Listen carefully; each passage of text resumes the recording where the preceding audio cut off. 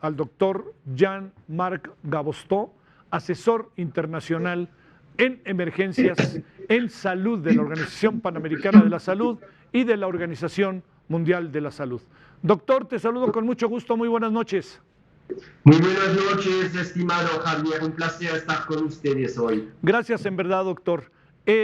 A ver, una pregunta que nos hacemos, lo sabes bien, conociendo lo que pasa en México, nos hacemos a menudo los ciudadanos. ¿Tenemos el justo medio de lo que está pasando con las políticas que establece el gobierno y con los números que ofrece el gobierno? ¿Cómo ves las cosas, doctor?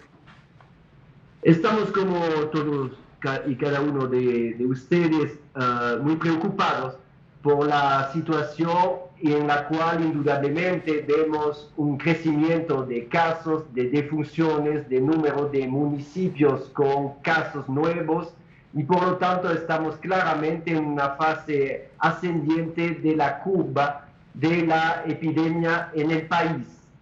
En cuanto a las medidas que se están tomando, están basados justamente sobre estos indicadores y obviamente hay como una pequeña confusión entre el final de las jornadas de sana distancia y todavía la casi totalidad de los estados con un semáforo rojo que nos induce a quedarnos en la casa y no invadir la calle o reiniciar una vida, una nueva normalidad, sino más bien duplicar los esfuerzos para contener esta enfermedad y reducir la transmisión del virus de persona a persona.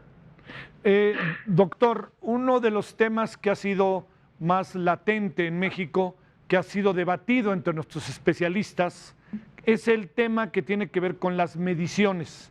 Decía el vocero que las mediciones en todo el mundo hay una especie de dificultad para tener precisión. ¿Cómo deberíamos los ciudadanos ver lo de las mediciones? ¿Es mucho más? ¿Nos están diciendo la verdad? ¿No nos están diciendo la verdad? ¿Te has de imaginar que en las sociedades hoy esto es tema de todos los días? No solamente, por cierto, en México, doctor. Lo que tenemos que ver, y creo que ahí hay un cierto consenso entre la expresión de los indicadores, y me voy a referir directamente porque de eso se trata, sobre el número de casos confirmados. Observamos, y lo pudimos ver en la vespertina de hoy nuevamente, un desfasaje entre el número de casos confirmados, que son 105.000, como usted bien lo dijo, y prácticamente 50.000 sospechosos que podrían convertirse en casos confirmados en los días que vienen. Y es eso que induce un cierto nivel de incertidumbre sobre, uno, la percepción del riesgo por parte de la población y dos, las proyecciones al momento de usar estos indicadores para cambiar de color en los semáforos de riesgo que se están estableciendo. Por lo tanto, un esfuerzo importante se requiere para reducir esa brecha entre la detección de casos sospechosos y su confirmación. Se debe a muchas razones que se están reduciendo, pero obviamente quisiéramos que se haga más rápidamente. Entre otros, el tiempo entre la toma, el procesamiento de muestra, que es inferior a 5 días en 90% de los casos, pero ya son 5 días.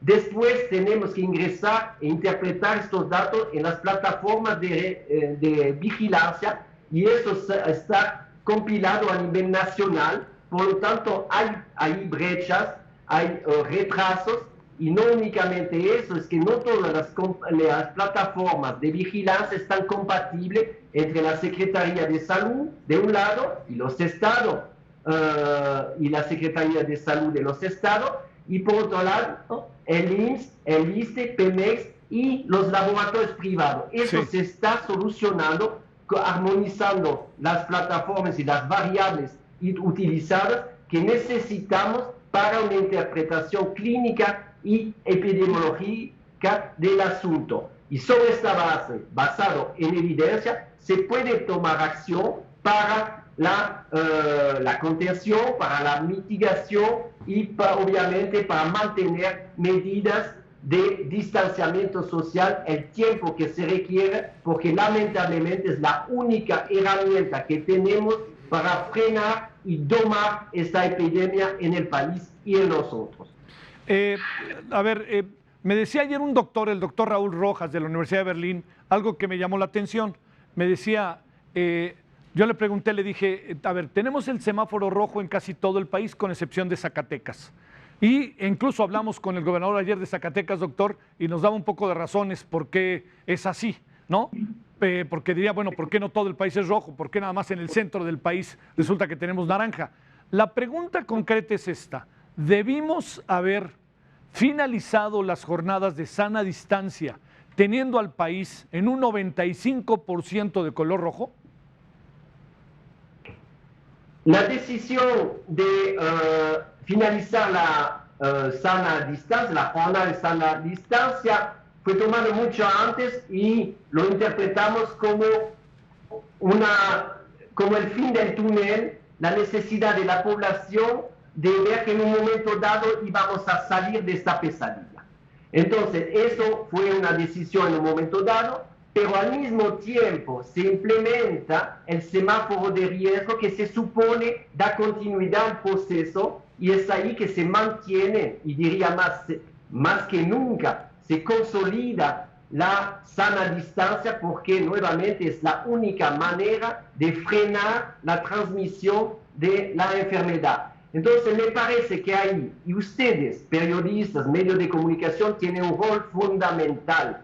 Ustedes son nuestros embajadores para informar a la población de que se deben mantener las medidas de higiene básica, lavado de mano, y obviamente cuando salimos por necesidades esenciales a la calle o retornamos a nuestro lugar de trabajo, se tiene que mantener la sana distancia. En otras palabras, también los modelos de producción tienen que adoptar y aplicar la sana distancia. Caso contrario, nunca vamos a poder aplanar la curva o siquiera llegar a esta meseta que nos daría la esperanza de que en un momento dado la curva se va a controlar, bajar y podremos retornar a una vida normal.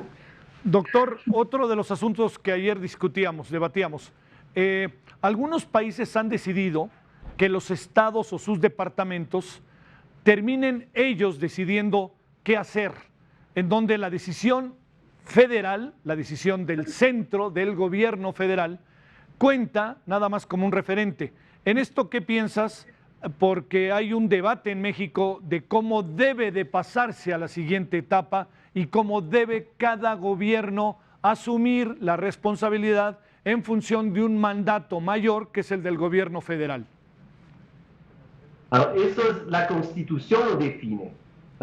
Son las entidades federativas que toman la decisión, que sea en la Ciudad de México o en cada uno de los estados, es decisión del gobernador y de la autoridad sanitaria estatal. Sin embargo, el semáforo de riesgo ha sido diseñado para aplicar sobre todo el territorio. Y con este fin, los indicadores se expresan estado por estado justamente para ayudar a los gobernadores y las autoridades sanitarias estatales a que tomen las buenas decisiones sobre los lineamientos de la entidad rectora, que es la Secretaría de Salud Federal. Obviamente esta decisión queda en manos de los gobernadores y de los estados, pero la recomendación es seguir los lineamientos por cuestiones de unidad, por cuestión también de unificación de criterio, porque ahí vienen las medidas que ahí sí también localmente se tomarán y que tengan coherencia, porque de la situación sanitaria de un estado depende la de los demás. Sí. A ver, doctor, dos asuntos finales y muchas gracias, doctor, en verdad que nos acompañas hoy. Primero, te planteo, ¿lo peor para México está por venir? Hoy es difícil de predecir lo que va a venir, pero lo que podemos asegurar es que todavía es una fase ascensional de la curva, por lo tanto vamos a tener más casos y lamentablemente más defunciones.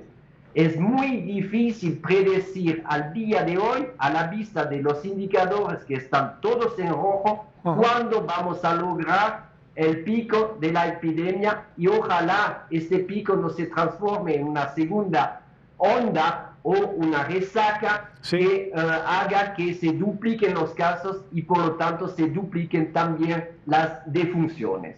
En esto que es el día a día, doctor, como está pasando con la crisis de salud, con el virus, no hay control, ¿verdad? Todavía, digamos, de la curva, este asunto de amansar a la pandemia, estamos todavía distanciados de ellos, ¿verdad? No sabemos a qué distancia estamos, pero lo que sí sabemos es que sigue ascendiendo y que a nivel de los estados hay una expansión territorial. A las jurisdicciones no estamos actualmente limitados a las grandes urbes o a las capitales de los estados, sino también vemos que la gran mayoría de los municipios están afectados. Por lo tanto, no podemos bajar la guardia y más que todo tenemos que reiterar, llamar a la población, una población informada oportunamente va a tomar los buenos gestos, las buenas actitudes para mantener la distancia sana y evitar de contaminar a los demás, y con esto vamos a tratar y vamos a lograr en un momento dado controlar la enfermedad, y ahí sí los indicadores van a pasar a otro color. Qué bueno. A ver, por último, ustedes como órgano rector del mundo, la Organización de las Naciones Unidas, y como el órgano rector en materia de salud a nivel mundial, ¿avalan la estrategia mexicana? Nosotros hemos apoyado desde un inicio y colaborado estrechamente con la autoridad sanitaria del país. También estamos en contacto permanente con la Secretaría de Salud de los estados. Este país fue el primero en la región en reaccionar, en implementar la prueba molecular de diagnóstico recomendada por nuestra organización y aplicar las primeras medidas de detección de los casos importados, luego de los focos comunitarios que empezaron a aparecer, detectando, aislando a los pacientes, rastreando activamente a los contactos para ponerlos en cuarentena. En ese momento estábamos en el escenario 1 y 2 y realmente se ha permitido controlar y frenar el avance de la epidemia, hasta que lamentablemente, algo que hemos observado en todos los países del mundo, los diques se rompen. Y ahí en el escenario 3 es muy difícil controlarla, sino cambiar de estrategia para concentrarnos sobre los enfermos y los enfermos graves para salvar vidas. Y al mismo tiempo la sana distancia, la jornada de la Susana distancia, ahora famosa, permitió también mitigar la transmisión cuando se aplicaban las reglas de confinamiento del quédate en casa. Y ahí también nos permitió prepararnos mejor, observar las experiencias de los otros países, y todos dicen que donde funcionan las medidas de confinamiento es esperar que la curva baja para tomar estas medidas cautelosamente y por supuesto de manera escalonada para evitar la reemergencia de la epidemia. Entonces es eso que se debe aplicar, y todos, insisto, todos tenemos que tomar y apoyar en eso, todos remar en la misma dirección, juntos ganaremos. Pruebas, test, ¿o no? Entonces, eso fue muy polémico. Primero no se dijo test, sino test, track, trace. Sí. En otras palabras, prueba, aísla, rastrea los contactos y ponlos en cuarentena. Eso se aplicó. Tenemos la impresión, indudablemente, y mencioné las razones anteriormente, hay atrasos, hay un desfasaje que hace que realmente no podemos apoyarnos en 100% sobre la evaluación de los casos confirmados, porque usted lo pudo observar naturalmente, prácticamente la mitad de los mismos, 50,000 casos, son sospechosos y potencialmente positivos. Por lo tanto, nos dan una indicación mucho más real de la tendencia de la curva, y es sobre esta tendencia que nos tenemos que basar.